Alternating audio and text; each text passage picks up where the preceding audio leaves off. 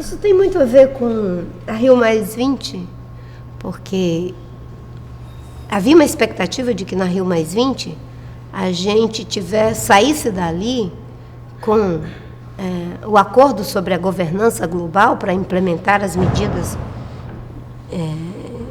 de combate à destruição do planeta e os recursos para viabilizar também essas medidas. E a gente não saiu. 20 anos depois, nós saímos com a ideia de que em 2015 teremos objetivos para o desenvolvimento sustentável que serão implementados em 2020 e que até aí já se passaram mais de 30 anos, de 92 para cá, num planeta que já está no vermelho em 50%.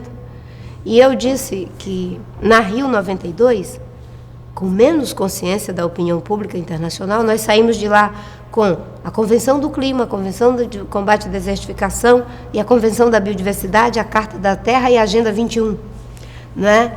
E aquele encontro foi pautado pela ciência, foi pautado pela pressão da opinião pública. 20 anos se passaram e a ciência foi exilada do debate e a maior parte dos políticos foram domesticados. Mesmo tendo consciência de que é grave a situação do planeta, resolveram adiar o inadiável.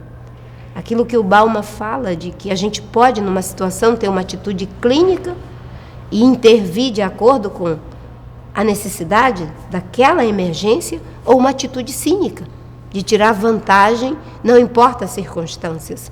Então, é nesse sentido que eu digo que não se pode domesticar a política para os interesses das circunstâncias.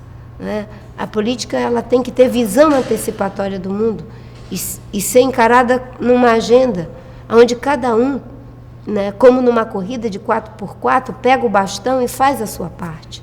É por isso que eu sou contra a reeleição, porque na reeleição não se faz o que é necessário pensando as próximas gerações, faz-se o que é necessário para a reeleição. Então, é essa domesticação que eu acho que é ruim para a política.